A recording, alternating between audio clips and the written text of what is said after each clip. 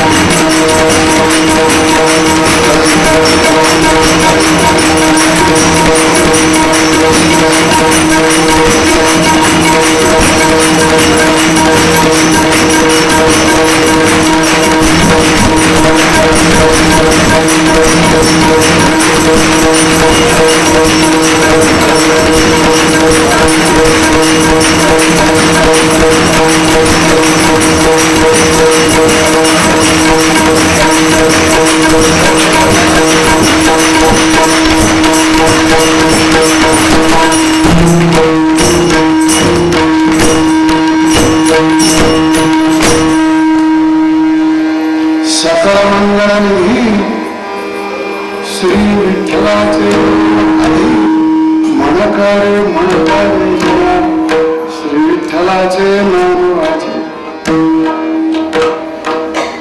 महाविष्णू संत श्रेष्ठ श्री ज्ञानेश्वर माऊलींचा हा अवघ आहे. ज्ञानेश्वर महाराजांसारखा थोर तत्ववेत्ता, महान योगी, श्रेष्ठ साहित्यिक,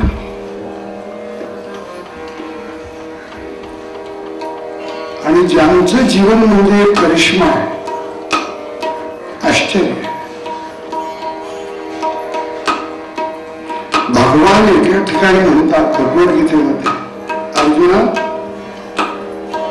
मला पाहायचं असेल तर आश्चर्यवत पश्यति कश्चिदेनम् आश्चर्यवत् वदति तथैव चान्यः आश्चर्यवच्चैव मन्द श्रोति श्रुत्वाप्येनं वेद न चैव कश्चित्. मला आश्चर्याने पाहतात, माझं कर्म आश्चर्यकारक आहे आणि सगळं आश्चर्य असून माझं आश्चर्याने वर्णनही करतात, पण कोणीही मला जाणू शकत नाही. न वेद कश्चित्. तसं ज्ञानेश्वर महाराज की ज्यांचं श्रेष्ठत्व कितीही वर्णन केलं तरी त्यांच्या शब्दात सांगायचं म्हणजे डोंगर मिळता वाटे काही किती वर्णन करा, शब्दात पुरे. पण इतकं थोर व्यक्तिमत्व की हिमालयाच्या एव्हरेस्ट शिखराच्या उंचीला ही लाजवेल एवढी यांची उंची सर्व क्षेत्र. पण ते स्वतःच म्हणतात मी रमून गेलो. कशामध्ये?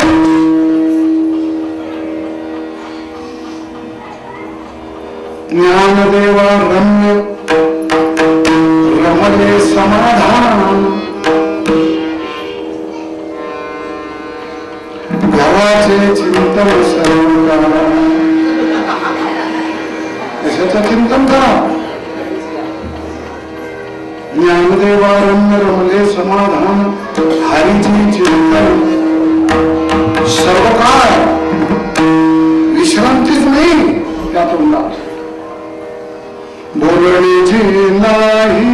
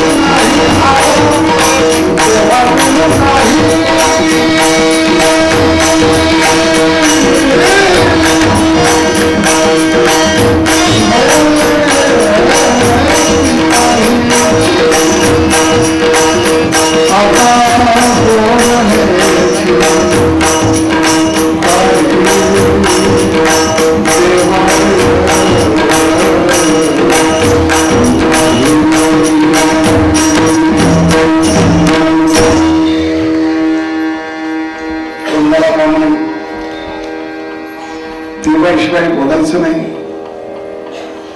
असं जीवन ज्यांचं रंगून गेलंय भगवान नामामध्ये.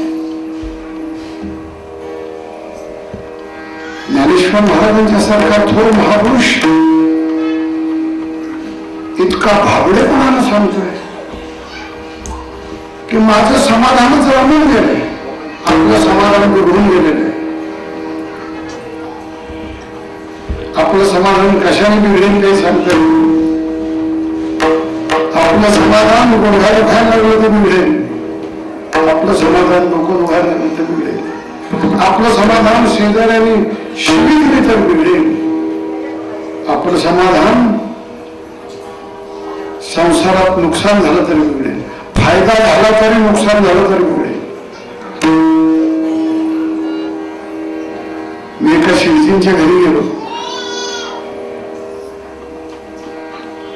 अगोदर फोन केला होता की म्हटलं मी जेवायला येईल दुपारी 12 वाजता, तो जरूर या म्हटलं. महाराज आज काय भाग्य म्हटलं, तुका म्हणे आले घरा तोची दिवाळी बोलून येत नाही. आम्ही 3-3 वर्ष तुम्हाला बोलवतो येईनात तुम्ही, आज भाग्य होऊन फोन केला जेवायला येणार. त्याप्रमाणे मी गेलो. 12च्या दरम्यान गेलो. आज विचारलं भाभी ताट तयार झालं का, एवढी स्वयंपाक तयार आहे, कसा ताटच वाटत. माझ्याबरोबर 2 आमची विद्यार्थी संत मंडळी होती, मी आणि 3री-4थी शिडकी. आम्ही जेवायला बसलो. मला म्हणजे टेबलावर चालेल का, म्हणलं चालेल. टेबलावर आम्ही जेवायला बसलो.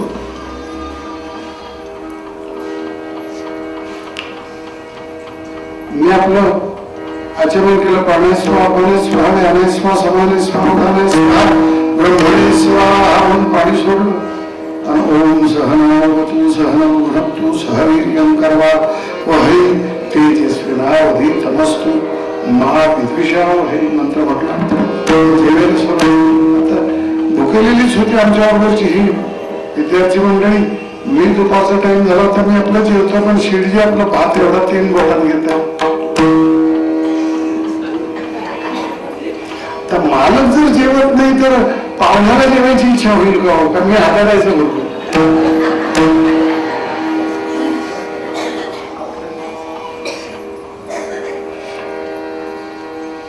महाराज काय पाहिजे,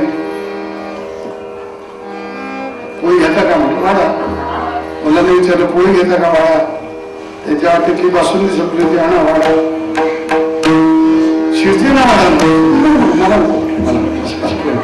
बासुंदी तरी नाही नाही मला तुमची बासुंदी आणली नाही. शिरती तुम्ही काय जेवत नाही, जेवा की. म्हणजे तुम्ही जेवायला जेवत म्हणजे आमचं लक्ष जेवणाकडे लागेल. तुम्ही जेवत नाही, आमचं लक्ष लागत नाही की तब्येत बरी नाही का, नाही तसं काय नाही, तब्येत वगैरे बरी. मग म्हटलं जेवण तुम्ही जेवत नाही, आमचं जेवणाकडे लक्ष लागत नाही का. म्हणजे महाराज काय सांगू,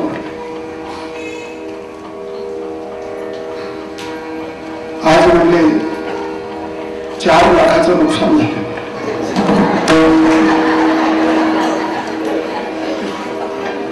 4 लाखाचं नुकसान झालं, काय सांगू.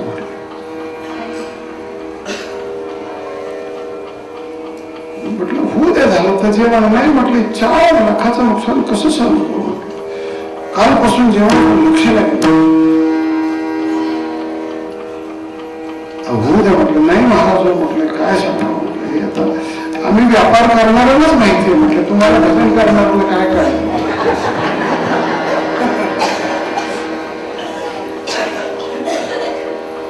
4 लाखाचं नुकसान झालं म्हटलं. असं म्हटल्यावर आतून त्यांची मंडळी आली. म्हणलं महाराज 4 लाखाचं नुकसान नाही झालं, 4 लाख फायदा झालाय, तरी म्हणजे जेवत नाही. काय झालं म्हणजे महाराजांच्या बरोबर जेवा ना म्हटले. आले आपल्या घरी आले, त्यांच्याबरोबर जेवा ना म्हटले. तुला काय करणार, तू फक्त स्वयंपाक करायचं, जेवायला वाढायचं, जेवायला घालायचं. म्हणजे तुला काय करणार. 4 लाखाचं नुकसान झालं म्हणले. ती म्हणली नाही महाराज 4 लाखाचा फायदा झाला. तर मलाही गणित कळलं. मी म्हणलं शिरजी असं कसं म्हणतायत, त्या भाभी तर असं म्हणतायत, तुम्ही म्हणता 4 लाखाचं नुकसान झालं, त्या म्हणता 4 लाख फायदा झाला. म्हणलं काही कळलं. म्हटलं हिला काय कळलं. मी म्हणजे मला काही कळत नाही, हिशोब कळत नाही का. मी शिकली. महाराज म्हणली आणि माल भरला 30 लाखाचा, आणि 30 लाखाचा माल भरल्यानंतर त्यांना वाटलं होतं की भाव वाढणार आहे, वाढला तरी कमी होणार नाही. जर बरोबर तसाच भाव राहिला असता, वाढला असता तर 10 लाख रुपये फायदा झाला असता. परंतु भाव काही वाढला नाही. 15 दिवस झाले माल घेऊन ठेवला आणि भाव आहे तोच राहिला. त्यामुळे जो फायदा व्हायचा माझा तो तर झाला नाही. परंतु काल एकदम भाव खाली आला. भरलेल्या मालाचा जो 8 लाख फायदा व्हायचा मला, तर 4 लाखच फायदा झाला. सांगा 4 लाख नुकसान झालं की नाही? मला म्हणायचं तुम्ही सांगा 4 लाख फायदा झाला का 4 लाख नुकसान झालं? बिघडलं समाधान. आपली संसाराची गणित नफ्यातली असली तरी तोट्यातली समजतो आपण. हा घोटाळा आहे. महाराज डोळ्याने दिसत नाही, आता किती दिवस पाहायचं? जे पाहायला पाहिजे ते पाहिले, भलतच पाहिले. आता कशाला वाईट वाटू देतात?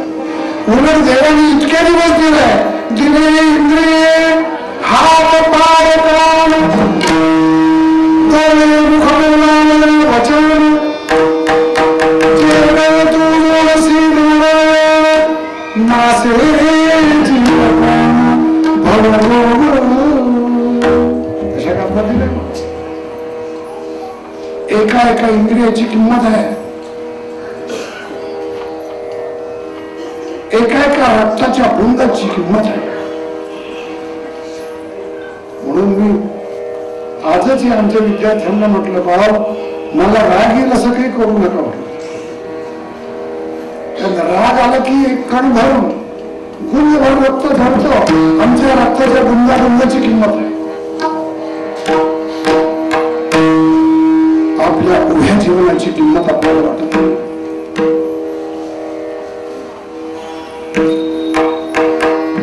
आपलं समाधान भ्रष्ट झालंय, नष्ट झालंय.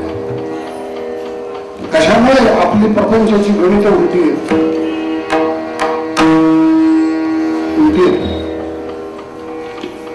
म्हणून तुकाराम महाराज आपल्याला झेपणं अवघड आहे. बरे झाले गेले पुढे बरं झालं म्हणणार पुढे. बरे झाले गेले बाईला कर्कश बरी हे दुष्काळ द्रव्यमेला मान स्त्री एकती अन्न करता मेली. पंढरला तुझं भजन करायला मोकळं झालं. महाराज व्यवहार चतुर होते. महाराज उत्तम प्रकारचे व्यापारी होते. तरी पण म्हणणाऱ्यांनी म्हटलंय की महाराजांना 2-4 कळत नव्हतं.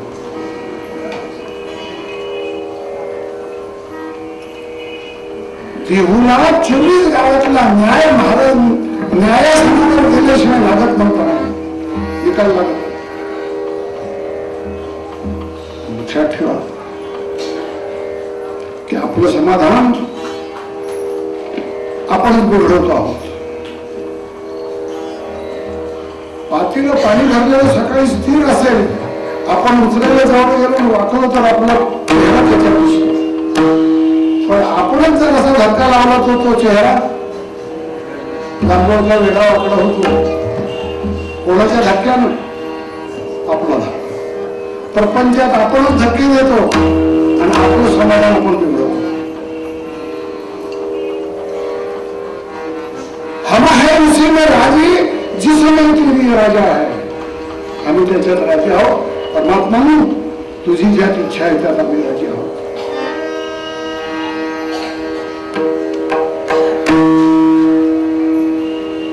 अशी जर इच्छा आपण परमात्म्याच्या इच्छेत समर्पण केलं ना, तर परमात्मा इतका श्रेष्ठ आहे. विश्वास ठेवा. तुका म्हणे आम्ही जे जे इच्छा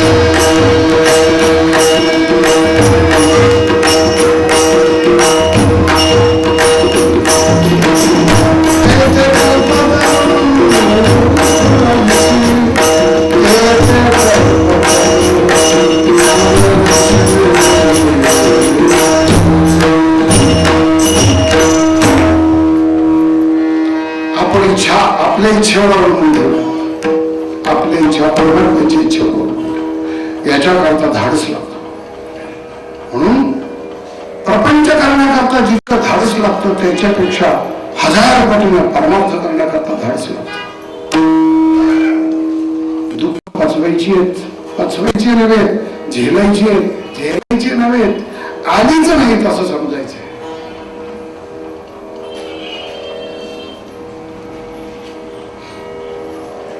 आणि ही शक्ती आहे ना,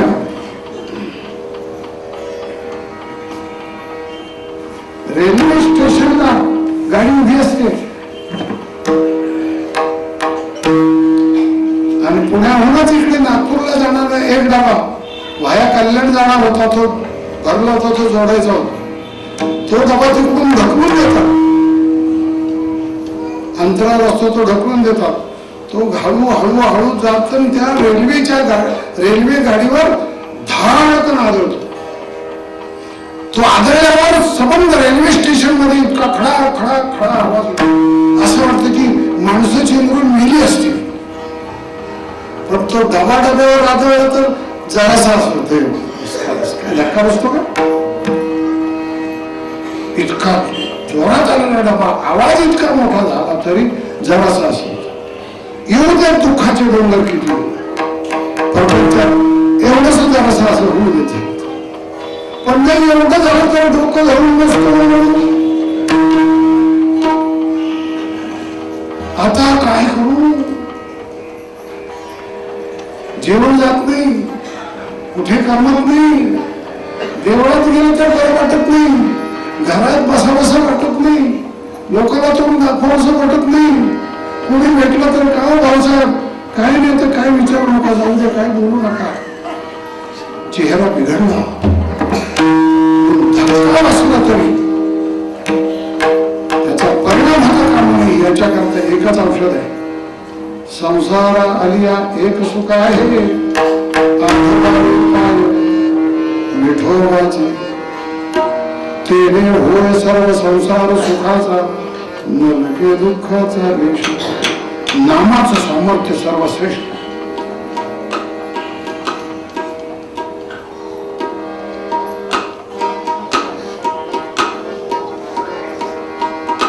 नारद महर्षी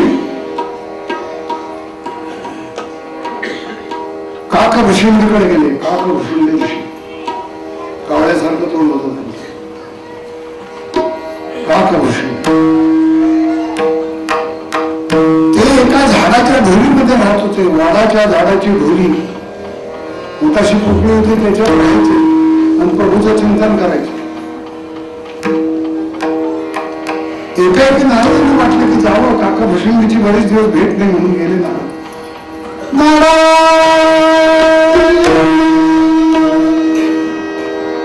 काकभूषिंडीने डोळे होऊन काय बा अर्धा ढोलीतून बाहेर आले. काकभूषिंडी अर्धा कुंभातून आलात, प्रभू कुणाला काही संदेश आहे, निरोप आहे की काही नाही.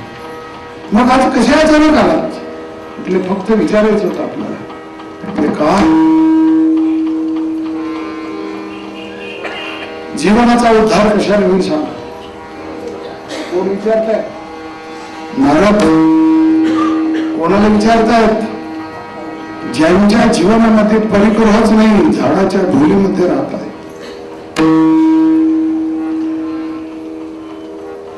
ते सांगताय नारदा तुमच्यासारखे मला विचार. हो, आपण सांगितलं म्हणजे त्याला दुजोरा मिळाला. मी तर ते करतोच आहोत. काय जीवन चाललंय त्याच्यामध्ये, पण आपल्यासारख्याने आणखी दुजोरा यायला म्हणजे बरं वाटेल. सांगा. त्याला काकभूषिंडी सांगतात, निश्चितम वदामि अन्यथा चांसिमे. निश्चितम वदामि अन्यथा चांसिमे. हरिनाथ भजन्तु स्तवोत्तरम्. अन्यथा चांसिमे. हरिनाथ भजन्तु स्तवोत्तरम्. मी निश्चित सांगतो तुला नारदा, निश्चितम वदामि तेन अन्यथा वचनसी मे, माझं वचन अन्यथा होणार नाही. जीवनात पूर्णता येण्याकरता एकच उपाय आहे, ते म्हणजे प्रभूचं नाव.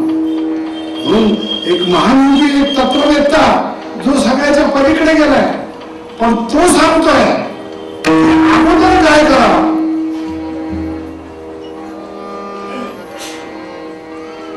सगळं मागे सर पहिलं था सकळ मंगळानी सकळ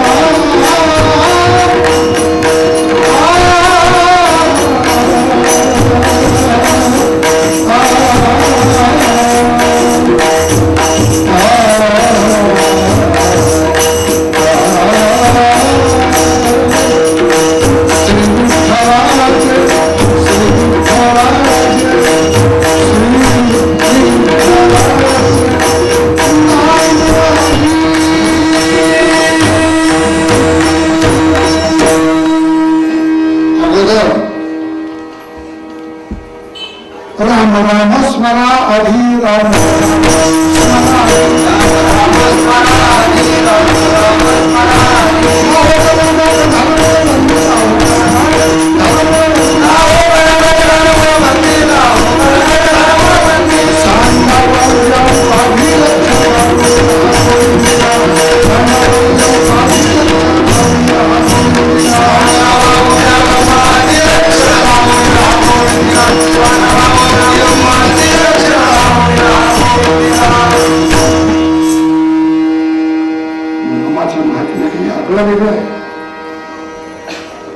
किती सांगतो. कंपॅरिझन करायची नाही संतांची, पण विषयाचा महत्व पटण्याकरता ज्ञानेश्वर महाराजांसारखे तत्ववेत्ते, थोर साहित्यिक, महापुरुष, ज्येष्ठ योगी नामाचं महात्म्य सांगतात. आणि जिला 6 महिने वर्ष केसाला तेल नाही मिळालं, अंगावर कपडे घालायला मी साडीला गाठी मधून फाटकं तुटकं दिसायची, पण ती सुद्धा सांगते